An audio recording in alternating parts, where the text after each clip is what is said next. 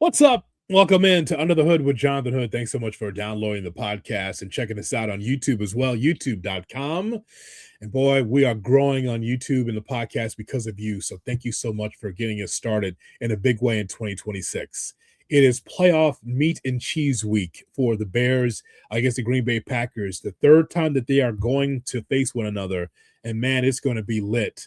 I was wondering when this game would take place. Cousin Wally and I were saying, when the matchups were official, what time would this take place? Would this be Sunday night? Would this be Sunday afternoon? No, it's Saturday night on the lakefront. That's going to be incredible. The Bears and the Packers. And talk to us about it from that Davis show, from the podcast. It's in our bio, by the way, if you want to be able to like, share, and subscribe what Ken Davis does. Ken Davis, our guest right here on Under the Hood with Jonathan Hood. Ken, as always, appreciate the time. I appreciate you having me on, Hoodie. How's everything going, man? Bears and Packers. I couldn't be happier. Are you kidding me? Meat and cheese week. Are you kidding me, man? The third time, Bears and Packers.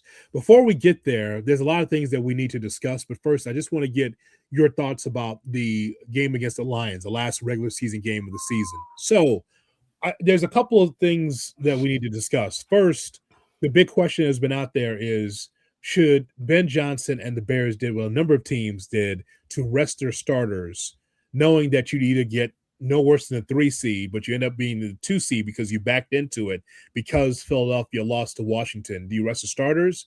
And just your overall thoughts about the way the Bears attacked the Lions. It wasn't what I expected. It was actually worse in some areas. No, they shouldn't have rested their starters. That's for teams that have been here before.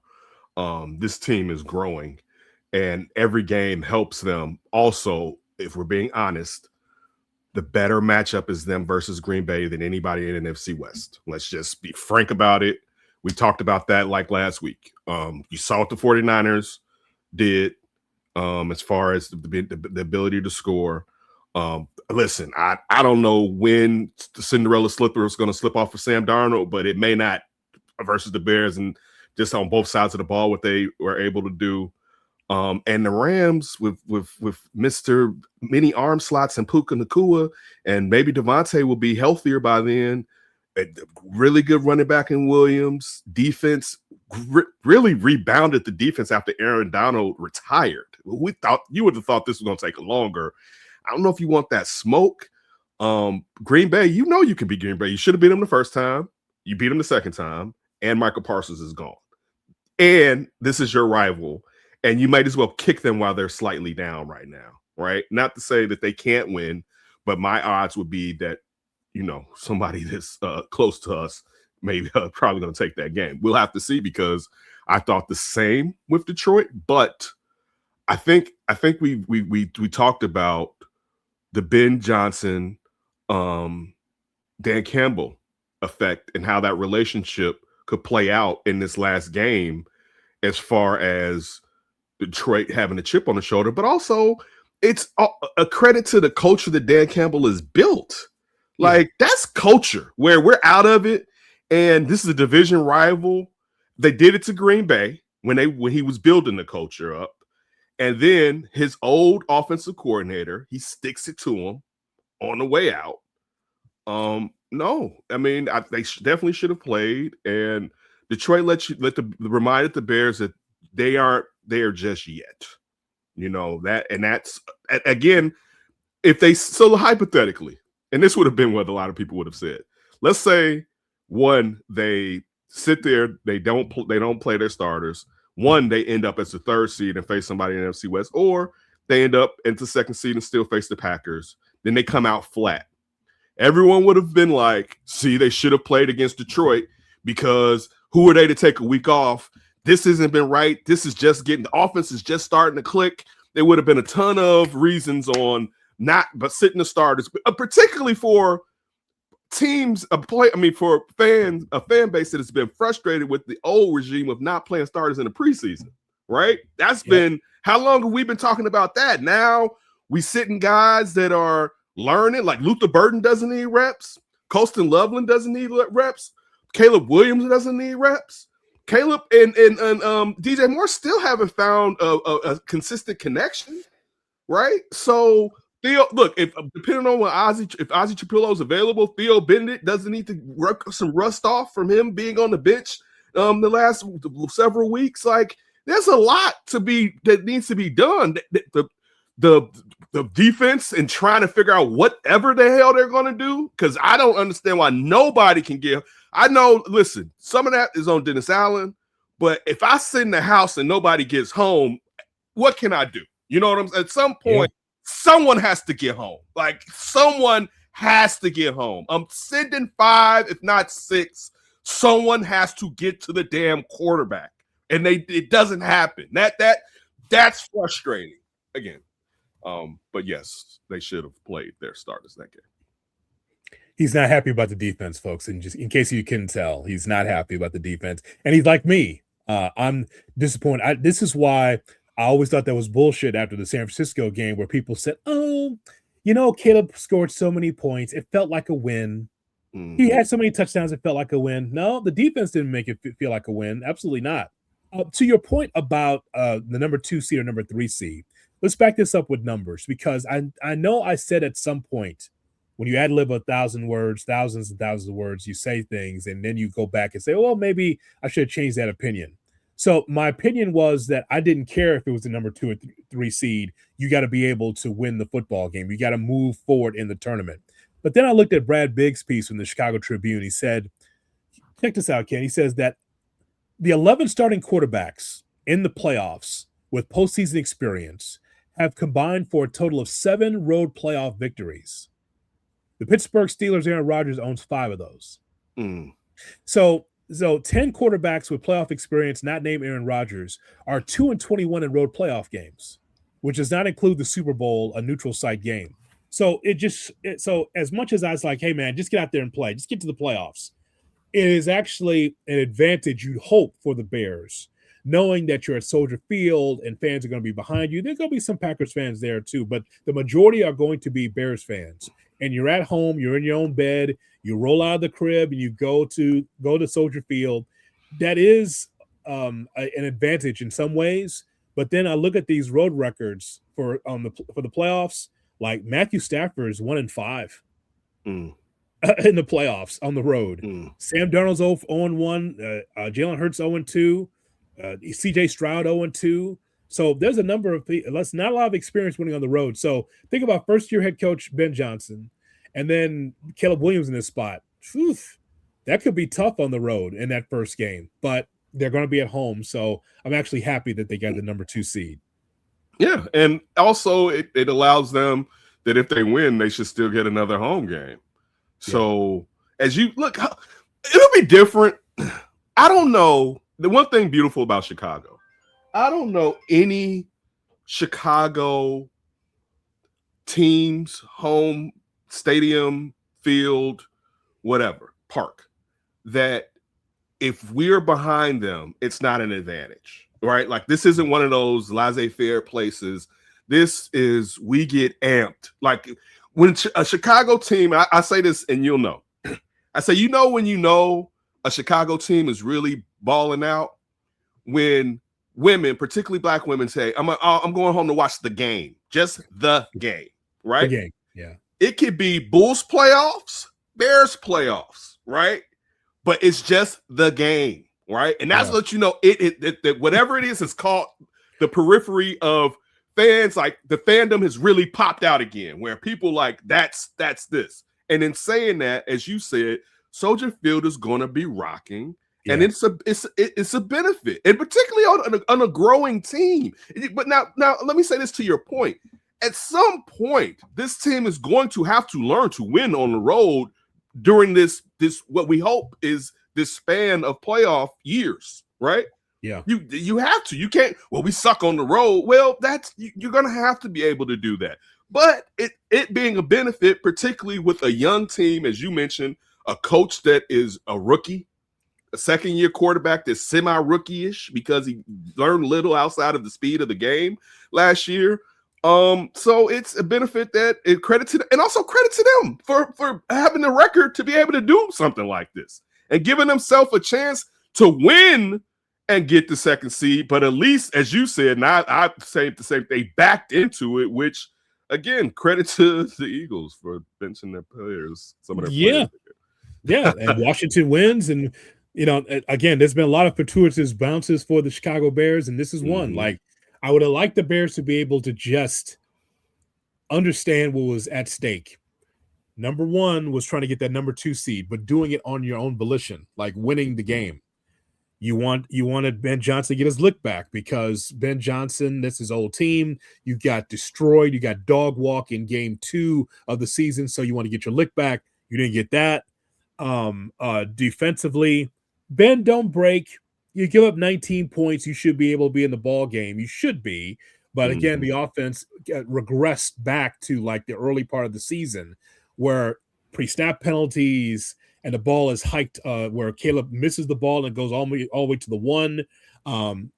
3 quarters of no offense. I'm like, are we going back to we're going back to training camp? We're going back to week 1, week 2. So I just thought there was a lack of focus there. But I do want to talk to you about what Ben Johnson has been saying, because over the last couple of days, he's been very pissy after that game. He was pissy after the game. He was pissy with Jeff Joniak, I thought. And I thought he was pissy in his press conference on Tuesday, because he understands like how big this is. Like, you want to beat your rival, you want to beat the Packers. But I think that he is dismayed that everything that they worked toward offensively, especially that San Francisco game, it was all thrown out in the trash. It was all out of, like, I don't know what happened there. You went from going step for step with Brock Purdy, and then you do that. And then Ben Johnson said it was a simple game plan. I don't know why we didn't execute it. That's pretty strong. That's pretty strong. There's a guy there that I thought was pretty upset about how the Bears lost that game. Isn't this what we've been saying? We've been wanting for as long as Mike Dicker was on the side. I know it's not the same. It's an apples to oranges comparison as far as the personality that Mike Dick is. Sure. But when you're talking about an offensive head coach, like, this is his thing, right? The offense was finally clicking, as you pointed out, the Brock Purdy, Caleb Derby. And then, because it also signals that this could happen again in the playoffs.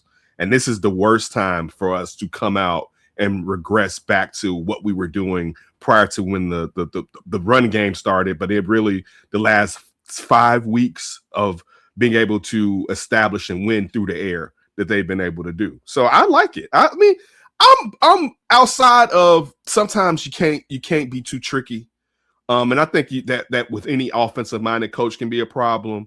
But I'm so pro. Like I said, I'm so pro Ben Johnson. I've been pro Ben Johnson for 3 years now. So he really gonna have to do something to aggravate me. And this has at all. He should be angry. I like how he was taking Caleb to task at training camp and at the beginning of the year. I don't want anybody hugging and being cuddly. Like he said, as far as, when he was at Detroit and different places, it usually takes people a minute to warm up to him, right? I like that, because be yourself, be true to who you are, and if you are that, let the chips fall where they may with how people feel about you. And he's got a proven track record. Look at this team that has 11 wins his rookie season. So I love the fact that he's pissy, as you put it, that his side of the ball has regressed at the wrong time of the season. But the funny thing about it is this: before the season started and during the season, I always said that this isn't going to be linear. The problem is, and not the problem, but the thing is, it got linear, and he's upset that it looked like step, because that's how it was going. You stack 49ers game, but I'll go back to Caleb, even the game before that, but Caleb throwing a pick in Green Bay. Like, they were in these situations where the offense, of course, at the end of the game, they were winning into the game, but this was quarters 2 and 3 where they were, we can get this going or whatever, instead of, because at the beginning of the season, they were scoring on opening drives, and they went on a drought of doing that. But I like it, to say the least. But I think he also has to be real. But in being real, he still has to send a message to the players that this is unacceptable. What is your letter grade for Ben Johnson through the regular season? So here's what we'll do. We're gonna put a lot in the gumbo, right? So I'm gonna give you a dash of accountability. I'm going to give you a dash of working with Caleb Williams. I'm going to give you a dash of how he handles the media. I also want to talk to you about the ebb and flow of the season, how it started, the middle, and the end. So if you put all those ingredients together, what is the letter grade for Ben Johnson himself as a head coach in his first year? An A+, easily for me. I mean, you went from the first 2 losses and people being like, throw that baby and the bathwater off the Sears Tower, basically. Yeah. The Tyson Bagent uproar. The we got another bad coach. We're doing this again. The type of talk and to steady the course and look like you were just beating dog teams. And then to find out, wait, they really are good, and you take it to the champs, right? Like the teams that they like to go from, they can only beat dog teams. Then like they could damn near beat anybody in any given, like honestly, anybody any given Sunday in your rookie season. Like if he won 9 games this year, and it looked like Caleb was maybe the one, we still be like, man, I'm giving them a B+, whatever. They're the second seeded NFC. When's the last? Wait, they haven't been here since 2018, basically. Right. And tell me this doesn't feel better than 2018. Yes, the defense was better in 2018, but we didn't know Matt Nagy was the real deal, right? Yeah, I think we know. We still have to watch. There are things with Ben Johnson next year we're going to have to watch. Egos, players' egos. Can you continue it? Are you, and I don't think he is, and I'm happy that they didn't hire this guy. Are you Cliff Kingsbury? And I'm referring to Cardinals, where Cliff Kingsbury, to me, in my opinion, there's a problem getting things to 201. And again, I can't blame him with the Commanders and Jaden Daniels being hurt this year. But there still seems and again, Kyler Murray is proven to be not that good of a quarterback in the NFL and perhaps has maturity issues. But thinking about if they would have brought in Cliff Kingsbury, they may have not been able to get Ben Johnson, and Ben Johnson being a revelation, Ben Johnson being the best young coach. And I know you got Liam Cohen or whatever his damn name is in Jacksonville or whatever.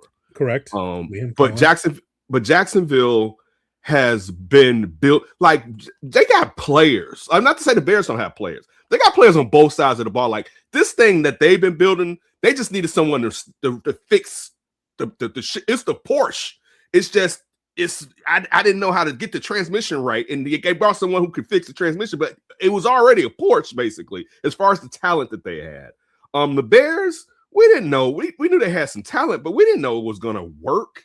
That point about the schedule that you talked about, right? That whole point about the schedule, I always found it interesting, Ken, that people said, well, who did you beat? And then my response would be, well, who are the Bears coming into this season? How did are you sure that coming in that you knew that you're better than some of those teams? Like, so the Bears had to establish who they are with resolve to come back and win those games, which I give them full credit for. But just coming into the season when people say, oh, they just beat bum slayers, a Jason Goff term, bum slayers. I hope he trademarked that, by the way. But the whole thing of being, well, the Bears were the bums a year ago under Eberflus. So to me, for them to be able to win those games and then also to come back in games, hey, man, this has been a full resolve for the Chicago Bears to be able to be in this point. They've earned these victories to get to this point right now in the playoffs. Yes, they totally have. But you didn't give me your grade, though. You didn't ask for it. I thought you were just going to give it. Can I have your grade then, sir? So for me, it is an A- to a B+, only because of the inconsistency of the quarterback. See, it's not about 4,000 yards. That's never been that for me. Like, it would have been cool if he got it, but it's not a deal breaker for me. I'm not concerned about that, Ken. What I looked at is just like you could tell that he was molding and shaping Caleb Williams, and Williams is not the complete quarterback yet. Even now, he's not the complete guy, but he's so much better than he was last year. Yep. And so to be able to put a program in, my A- to B+ that I have an issue with, the reason why it's not an A+ is because, hey, man, look, you're a first-year head coach. I can give you 2 examples almost every game of mistakes that he makes as a head coach or decisions that he makes or does not make. Just as late as the Detroit game, like you kick the field goal in that spot. Then, like instead of punting, you're kicking the field goal. There's some things that he does that he's brought over to Detroit where he's trying to show how smart he is. And a lot of these guys are the same way. These young coaches, these OCs, they want to show you how brilliant they are, so they're gonna pull some kind of magic trick out, right? You don't need it. You can just line up and play football. You can just run the football for the first down. You don't need to be able to show me that Cole Kmet can play quarterback. Right. Or some nonsense like that. Don't need trick plays. I've said this for a long time, Ken. When you do trick plays, you're not a good football team. Because we saw that the old like Buccaneers and like the Glanville Falcons, they would do whatever they could to be able to show you magic tricks, like fake punts and all this other stuff, like because they were trying to do anything they could to be able to get first downs and points. I get that. For Ben Johnson, there's some things that he's done. Like, here's an opportunity. Let's put Monungai in a position where he's 5 foot nothing, 100 nothing, and the ball sails over his head when he's at the quarterback position as he tries to play, run the Wildcat. Line up and play.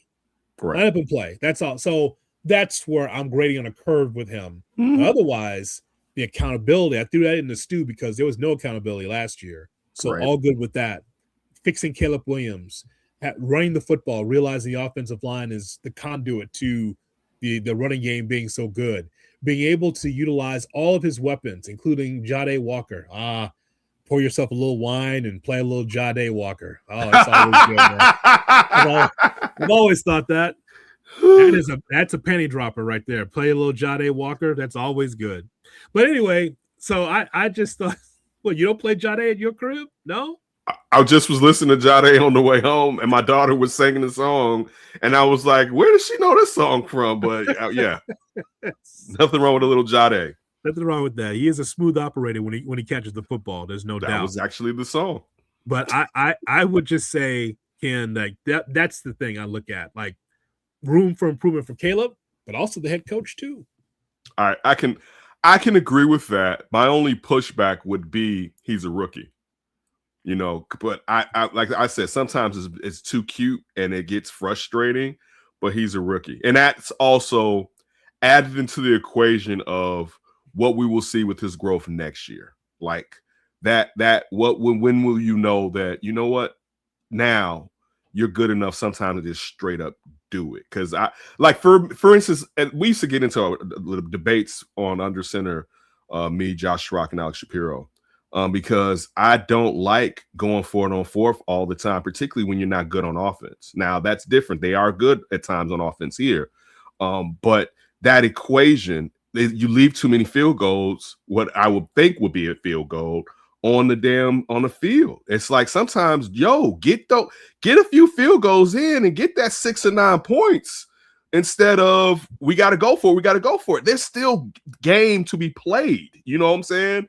And I know that he brought that from Detroit, and a lot of times it's worked here, but sometimes please kick the field goal. Now I am unfortunately at times averse to the 2-point conversion, but the fact that they went back to back with it, right? It's like, whoa, like, you know how good it's like, whoa, right? Like back to back, like Cole Kmet got rocked.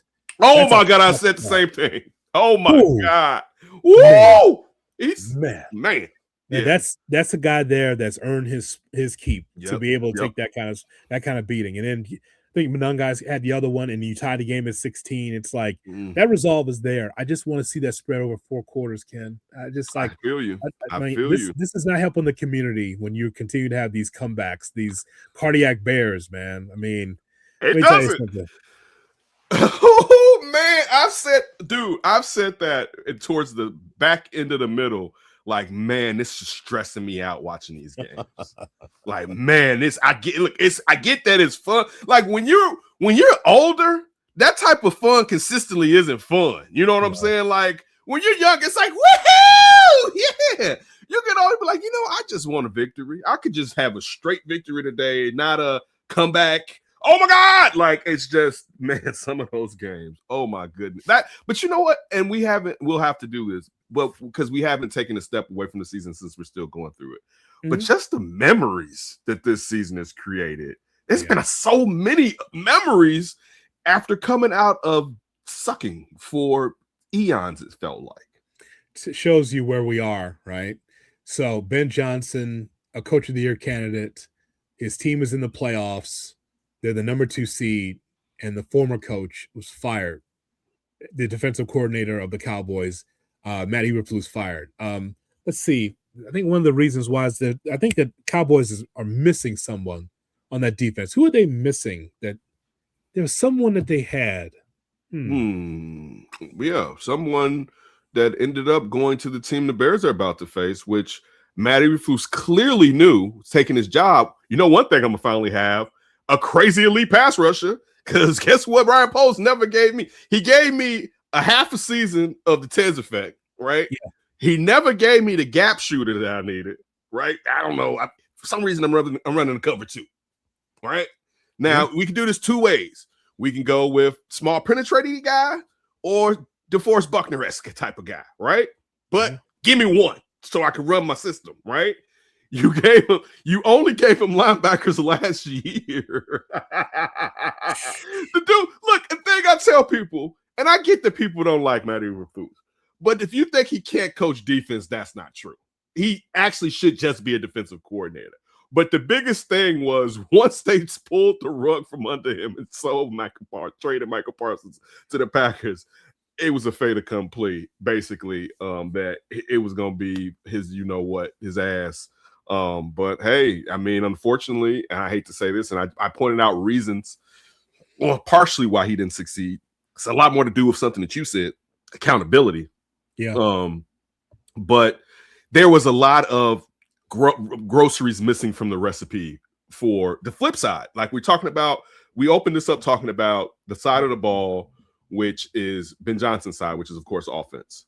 The side of the ball, which Matt Eberflus' side of the ball, was gutted, and he really never put it back together properly. Right. They always kind of had defensive backs, but you need the guys in the front 7 to really get it going consistently, if you know what I mean.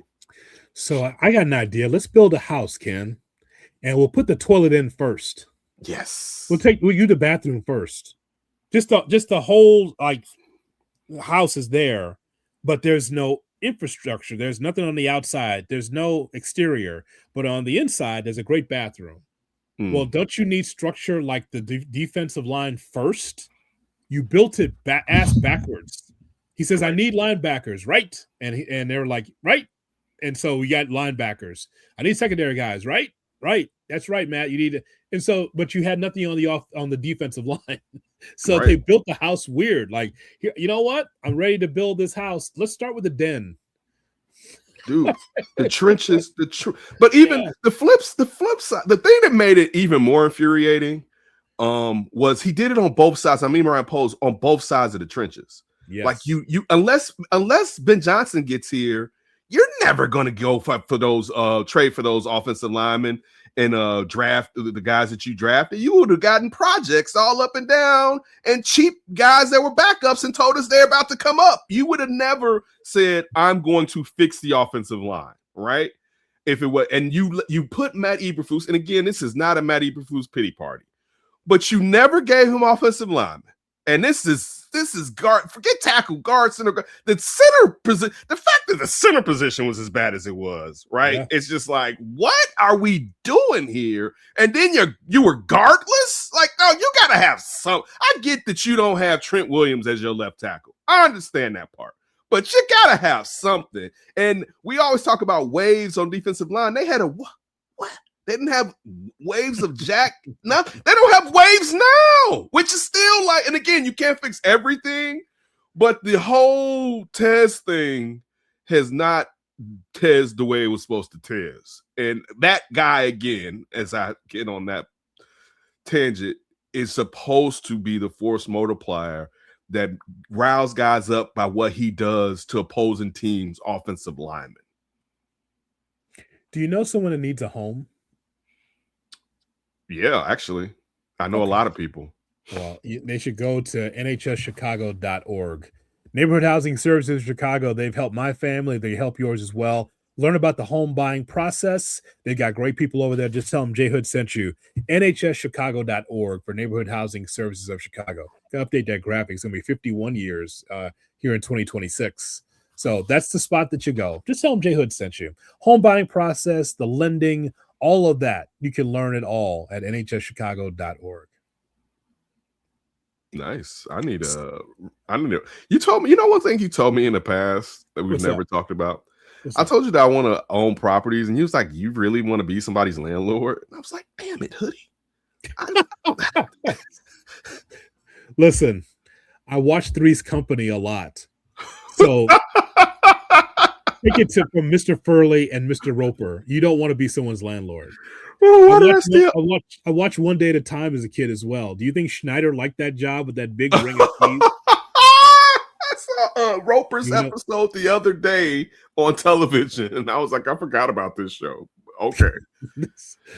So just take it from me. I've seen the how difficult it is to be able to be the landlord, and you got to be responsible for the heat and the coolness and like the plumbing and all that. It's like, and neither one of us have the money to be able to supply, the people to come in and fix stuff for you. So no, I don't. I think at this time it's not a good idea. We'll see. Yeah.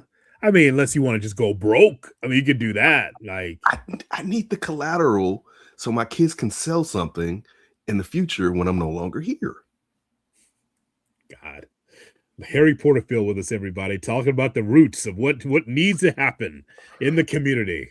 We need to just give it to the kids so they have something to fall back on. Yes. Can I just tell you something? That happened in my family. Let me tell you what happened. My dad said, you know what? I want you to be able to have something when I'm gone. Here's this house on 63rd Ingleside, 3 flat. I lived here when we moved. We moved to Chicago. This is my first place. And look at this. I want you to have it. He passed away. I sold it. We now move to the injury situation for the Chicago Bears.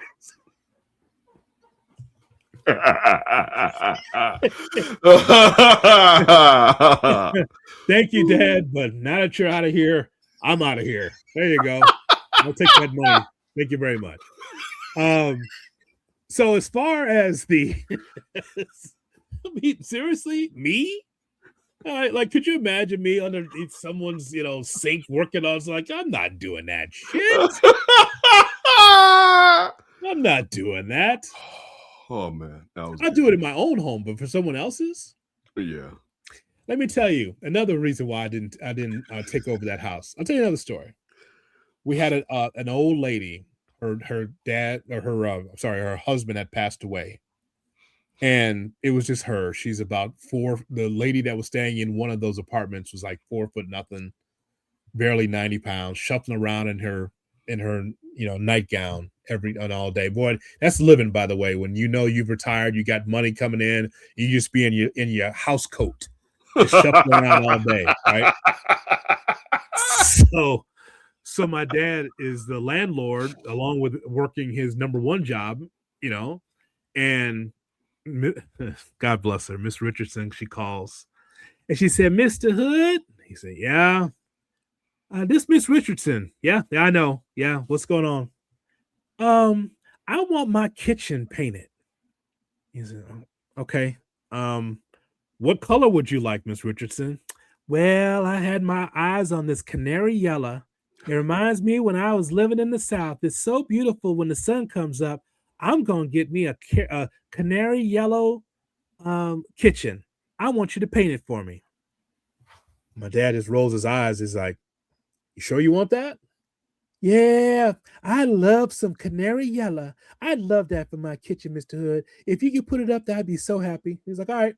So he goes over to Sherwin-Williams, maybe Saxon. Might have went over there too, right? One of the two. Probably was trying to decide which one was cheapest because that was my dad, right? Got him a couple of gallons of canary yellow paint, Ken Davis. And he gets out there on his off day on a Saturday and he starts rolling it up there. "Yeah, it's going to look real nice." Canary yellow all over the kitchen. Took everything down, ripped down the wallpaper from the 1800s that was up there, and got some, and so he got it done, right? All done with the painting. All right, Miss Richardson, there you go. Just don't touch it, and I'll talk to you later. All right, thank you so much. 2 days later, Miss Richardson calls. Mr. Hood? Yes, Miss Richardson. I don't know if I like this canary yellow so much. It's a little too bright. You know what my dad said? I asked you whether or not you'd think you'd like that, and you said yes. So enjoy your canary and enjoy your yellow. Bring the rent on the 30th. Goodbye. Damn.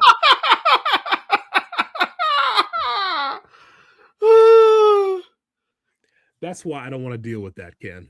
I hear you. Now that okay.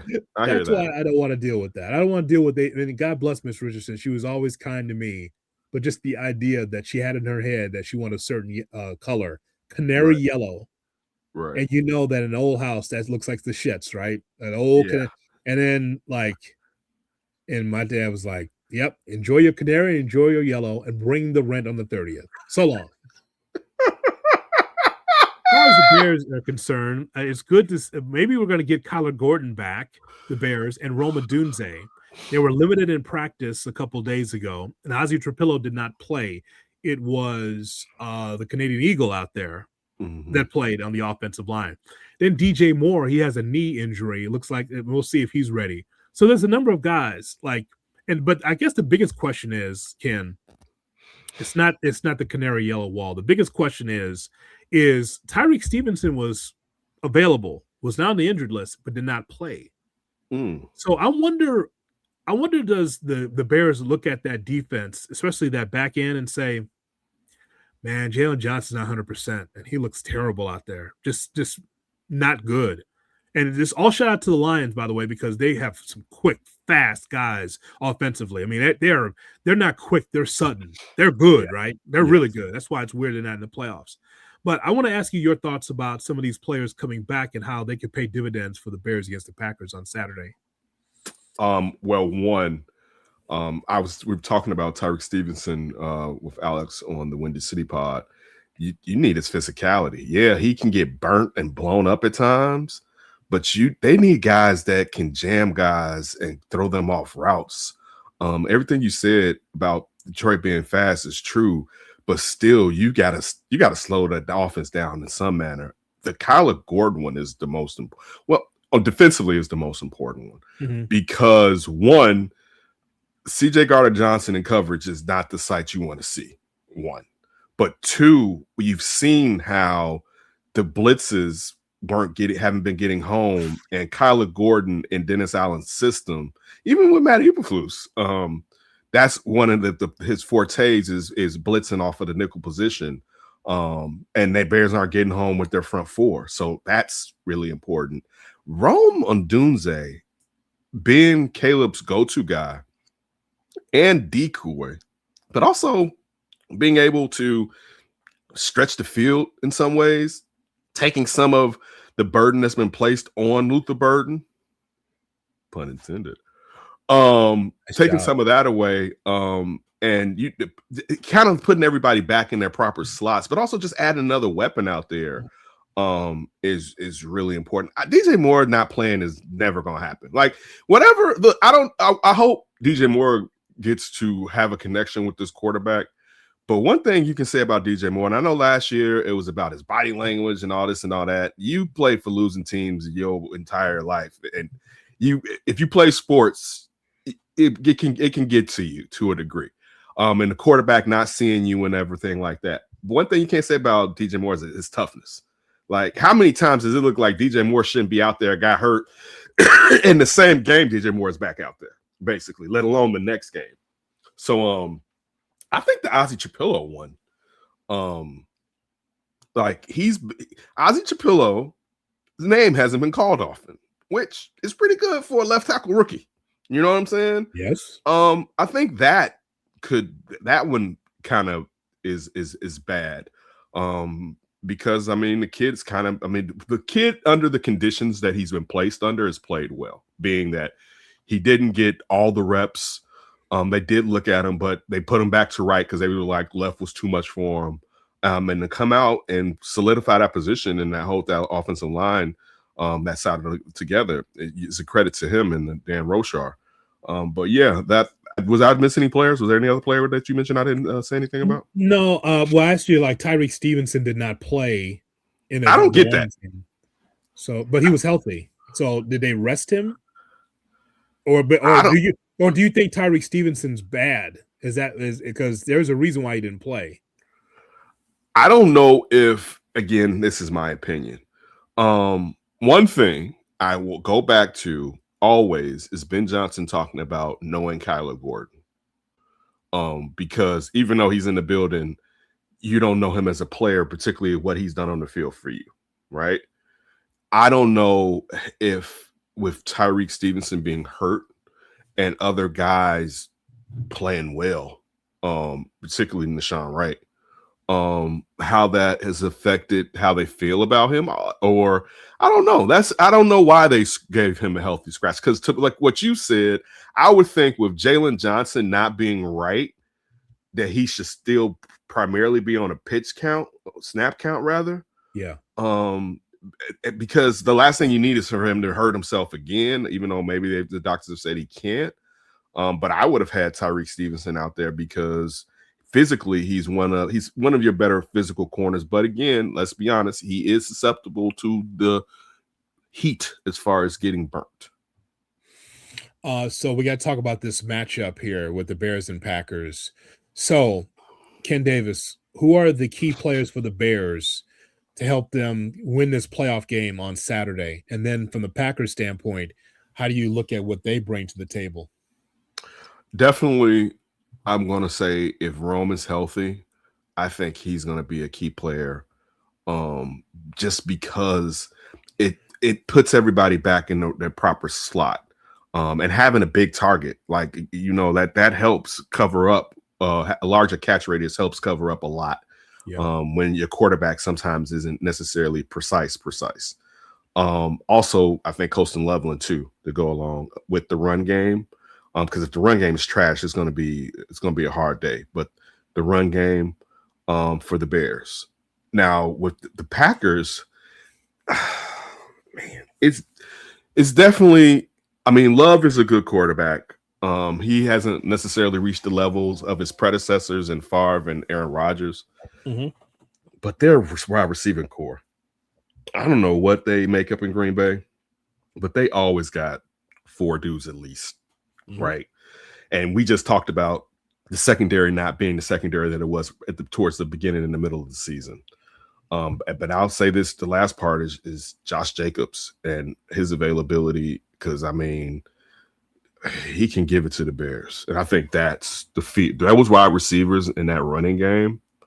Man, especially just when you look at how people have been able to score on the Bears, this can get lopsided because one, you're not getting to that quarterback. You know what I'm saying? But I think the biggest thing, and this is a thing that we talked about the second game here in Chicago versus the Packers, and you've alluded to it when you talked about Matty Eberflus not having Michael Parsons. That Michael Parsons not being there makes this thing wide open for the Bears. Like, the difference in Michael Parsons' speed to alter the angle that Caleb Williams takes getting out of the pocket compared to get first downs, compared to the first game when he was playing to the second game when he was out. You see it. And I think that's what lends me to believe that this was the best matchup the Bears could possibly get, was to go up against Green Bay again, because one, they know they should have beaten them twice already. Yeah. But Michael Parsons not being there, it just opens the door for the Bears to be able to take Green Bay out of the playoffs. So I think the Bears can win the football game. What I would like for the Bears to do is for the Bears and the offense to get their layups, right? When I watch Caleb Williams in the Lions game, I was dismayed that he did not run with the football, because that's really been something he's done well, and he got bottled up sometimes, but it doesn't mean that he can't stop running the football. You are correct that the running game has to be able to develop with Monangai and Swift. We didn't get enough of that in the Lions game either, and give the Lions defense credit. They were right there, but I don't think the Bears went to it enough. But I think the fundamentals, the simple is fine against the Packers. I want Caleb to run out of the pocket for the first downs. You don't have to do something crazy. I want them to run the football, but because the offensive line is strong, so you'll be able to get holes there. But get your layups, man. I thought at times Caleb was able to do that by establishing the tight end and Colston Loveland. That's his safety blanket now, and I'm all for it.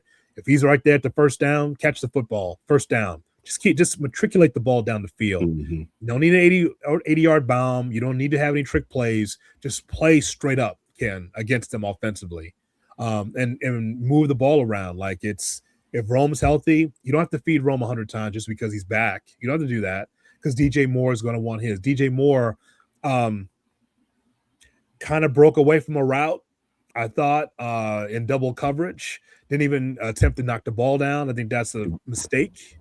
Didn't like that. But you still, but still, like you give him the football. You get him in a position where he can help you, and like everybody else. So spread the wealth offensively, run the football. I want Caleb to utilize his legs, and I think that the Bears will not have goose eggs for 3 quarters in this game against Green Bay. I'm with you. I think I'm with everything you said. This is why I wanted the Pack. Again, as we've said before, if they lose games to the Pack in the regular season still with a Super Bowl, great. This game matters.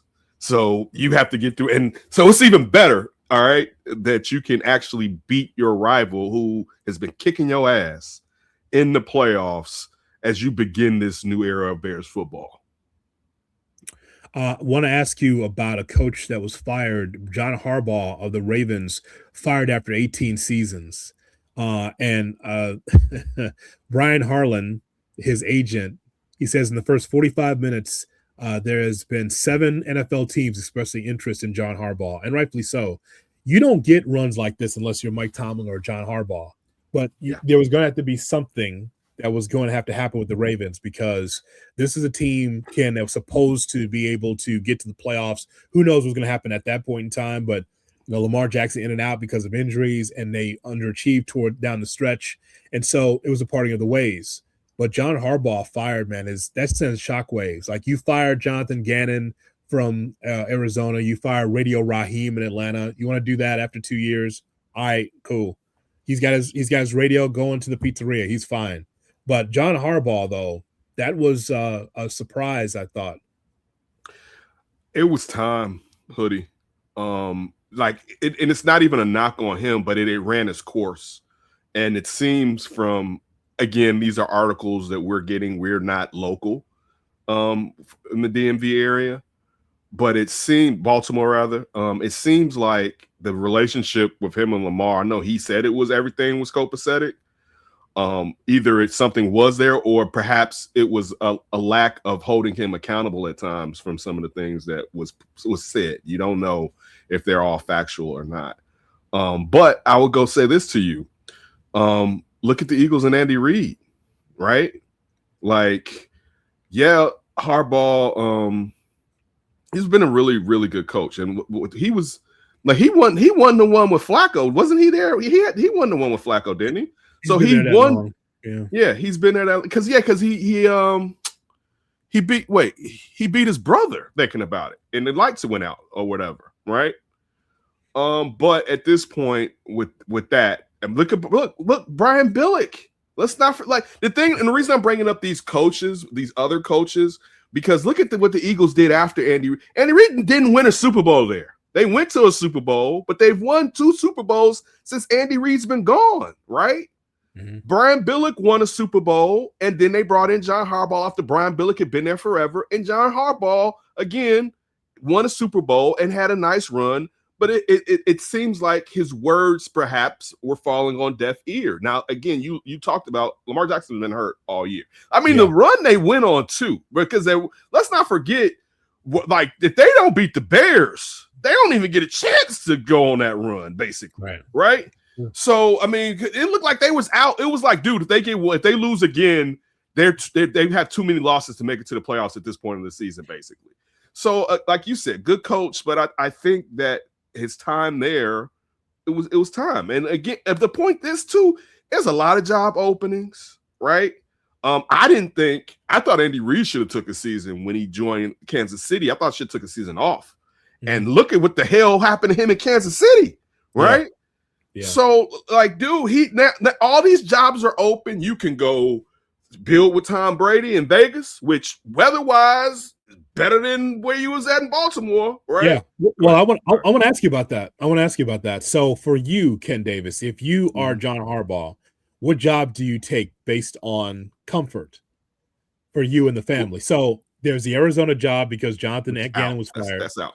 So you're not gonna live in Glendale. Never. Okay. Never. All right. There's a Las Vegas job as Pete Carroll was fired after a year. Living in Henderson. You good being in Vegas? Yeah, because I don't have a gambling problem. So it wouldn't affect me like that. I mean, weather, the shows. Think about being like, Vegas is so small but so big at the same time. That's true. Think about being the king of Las Vegas, basically, if your team is balling out, right? Like that one. What other jobs can I get the other jobs that are out there before I? Yeah. I have the list in front of me. I just want to find out whether or not Vegas would be. I would work in Vegas. We were just there for Bears Raiders, by the way. This ESPN Chicago was there, and there's a lot of signs, a lot of signage, and a lot of billboards for the Raiders. Commitment to excellence, all this, just win, baby. There was a lot of that. Unless they play at the Sphere, though, they'll never be the number one story in Vegas. It's always something else. So, but at the same time, though, it's weird because going to the game, the road fan always takes over. Yeah. Because all the real true fans in Oakland or Los Angeles. So I hated that. I hate it. I like that. To me, the NFL should have forced them if they were leaving to go to LA, and they should have made the Chargers go to Vegas, if I'm being honest. But again, they don't control that. Everyone wants to get to Vegas as far as ownership. But I hated the fact that Oakland won with the fan base, but I know situation with paying for stadiums and stuff like that. But I hated the fact that they didn't go back either to Los Angeles. You were saying that, but please continue. How would you like to work for the Giants as they fired Brian Daboll? Never. Not one of the great franchises, the Giants. Okay. Well, think about some of their history. It's New York, for God's sakes. There's some of their history with Geno Smith being like the first brother to start at quarterback. But this is the problem. This is the problem. It takes a certain type of individual to win in New York, where, I mean, we live in Chicago, but when you talk about a city that doesn't sleep, and I'm talking about now your players are out there doing Lord knows what they're doing out in New York. And it's so many places they can do it at that I wouldn't even want to, like, that's a confident individual, and I believe I can be confident. But also, again, ownership isn't bad, but sometimes I think they can just think they know things and they go along, just like holding on to Danny Dimes too long. Yeah. Eli shouldn't be benched. And it's like it was over. Shut up. Like I don't like that. So you don't want to work in New York. Okay. How about Cleveland? Cleveland, no, never. Kevin Stefanski was fired. No, great fan base, great. Seemingly since returning, cursed from losing to the Ravens, former Browns. I remember when what carbon policy or whatever from the 49ers was supposed to do it when they first brought that franchise back. Never. I don't believe in that. And again, if you get Cleveland going, that fan base is a great fan base for you, but I wouldn't touch it with a 10-foot stick. Tennessee, working in Nashville. I like that. I almost went to TSU because I like the Titans so much, right? That was part of the thing where when I was going to go back to school, I was going to go to Tennessee State, but I couldn't get a room. The dorms were crowded. I used to love coming in. I don't know what highway that is, but I know when I go to Alabama, it's not the highway that we take that when we go through Tennessee. This one is the one where you can see like how are you up. You kind of see the stadium, high level, whatever. Yeah. I love the Titans. I used to love Eddie George and Steve McNair, and I wish they had played Steve McNair earlier so that their careers had kind of synced up more. Because by the time McNair was really good, Eddie was kind of punch drunk from all the beatings he had taken.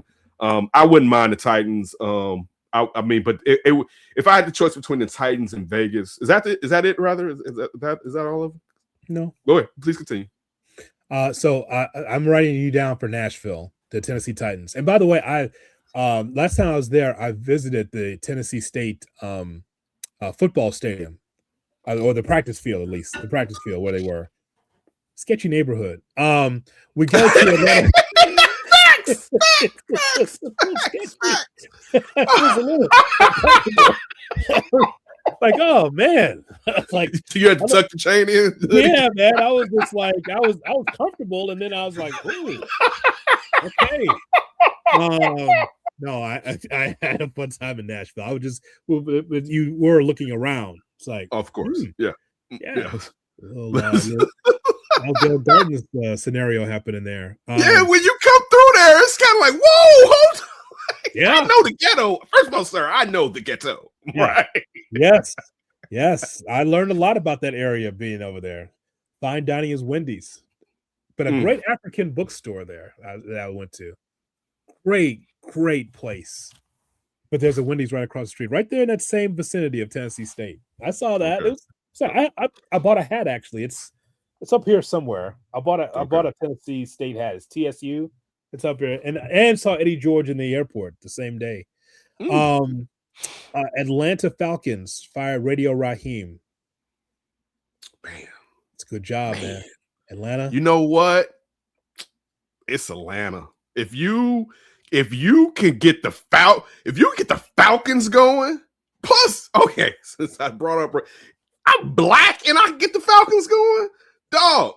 Magic City is mine. All right, like you have to be single again, Ken. You gotta be single. You can't go in there married. Why? She's secure. She's secure. This lady's secure. I'm the kid. I gotta get the wings. Hey, babe, I gotta pick up the wings, right? Right, Lou Williams. I can't get the wings. You don't watch enough Tubi. No, I don't watch Tubi at all. Well, now you don't watch enough of the Tyler Perry movies to know that can go in a bad way very quickly. You know what? The thing, but see, that's the thing too. When you're given, you never. Oh, you know what? You never. There was a phrase that Jay-Z said on his album 444, and I'm paraphrasing, but you never want to end up like Eric Benet, right? Never go full Benet, referring to his marriage to Holly Berry, right? Yeah. You never want to go at all, but full Sharon Moore, right? You never. Because, bro, we know the things that they taught us. All right, young Catholic school boy. Yes. You know what my teachers told me? What's that? That there are officers with guns ready to drop them on you. My Catholic school teachers, right? More than one, right? Yes. And you got to work harder than everybody else, right? But everything that so in knowing that, I know my ass can't be at Michigan, all right? Living with the snow, but then dibble-dabbling with the snow on staff? Bruh, you know how out of your mind you have to be, all right, to think you gonna get away with that. To your black ass? Like, do you understand? Like, they'll let you know how distant, and I know perhaps he has some mental issues. If he does, I hope he gets help. But do you know how detached you got to be from reality to believe your black ass? So in saying that, I know as a head coach, I can't play around. Like, I know I'm not gonna have, like, my name means something to me. But I'm in Chocolate City, Atlanta, and the last thing we need is for me to be out there like Bobby Petrino on a motorcycle with a co-ed. Nah. And of course, if your black ass would like to be able to have a home, check out nhschicago.org. Yes, your black ass, if you like to have a home, as Ken Davis tells you, nhschicago.org is where you go for neighborhood housing services of Chicago. I needed this show today. Thank you, Hoodie. I appreciate you.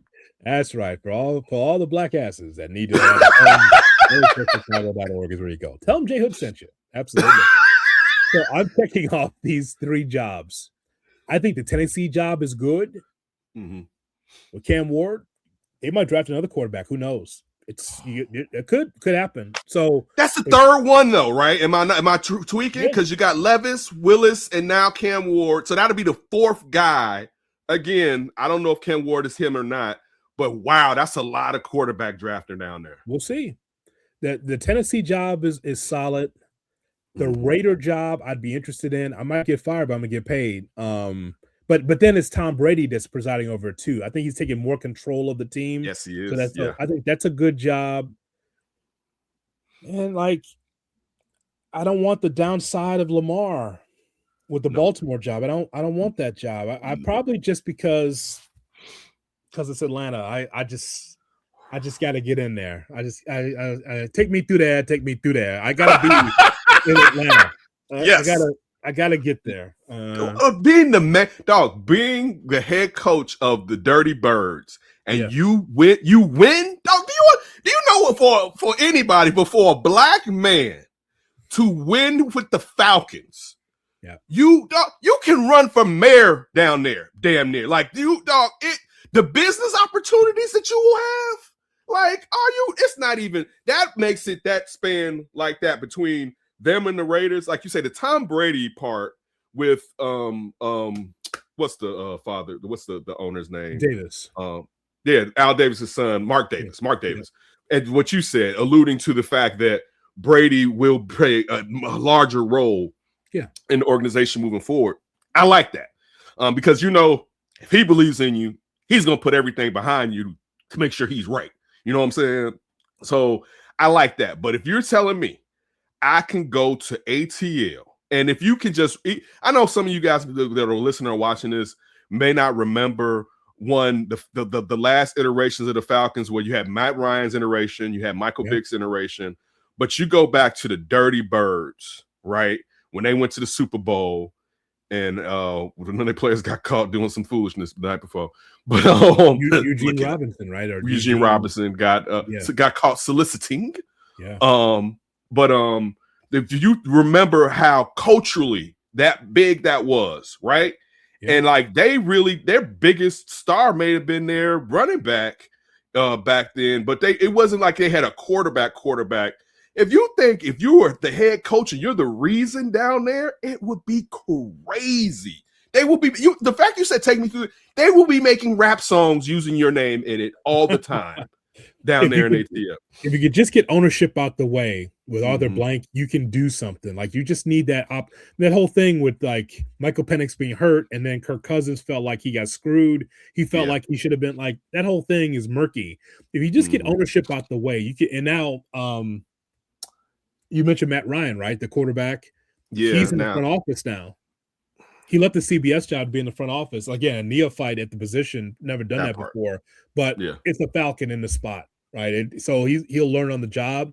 But yeah, that's I wouldn't want the Ravens job because I'd take the Ravens job after the next guy gets fired, not now. The next time. You don't want to replace the legend or someone that's been in that chair for a long time. So I just think that those are good jobs and great weather. Like we picked some great weather places. Yeah. Awesome. Tell people about the podcast, man. I know you're going to be busy on Saturday. Yeah. The Windy City podcast presented by Fansided with Alex Shapiro. We will be there after the game to discuss the Bears' victory versus the Packers, and also critique anything that we feel did not properly take place during the game, offensively and defensively. That was a twist of my fingers, just cross my fingers right there. Okay, because that looks like something different, Derrick Rose. But go ahead. No, that wasn't that. What are you doing? I'm from the east side. That has nothing to do with me. There are places for the east side that follow that too. But yeah, that's where we'll be. Follow me at That's Davis and That Davis Show. I apologize. This has really went left today. Can't take you nowhere. No, can't take. There we go. Bring one of them around. Oh my God. Well, folks, as always, we appreciate the time here on Under the Hood with Jonathan Hood, and make sure that you like, share, and subscribe what we do here. Make sure you comment on our conversation about the Bears and Packers. Got a great feeling about the Bears winning this football game, but they got to take care of their own business. I don't care if it was the Eagles on Saturday. Don't care if it was Any other team. I'm glad that the Bears have an opportunity to be able to be in the playoffs. Again, it doesn't happen every year, so we got to relish this. Bears get to the playoffs, beat the Packers, and move on in the tournament. That's the most important thing. We'll have full coverage right here on Under the Hood with Jonathan all week, and also the post-game show as well. For Ken, I am Jay Hood. Thanks so much for checking out Under the Hood with Jonathan Hood. Pitchforks down.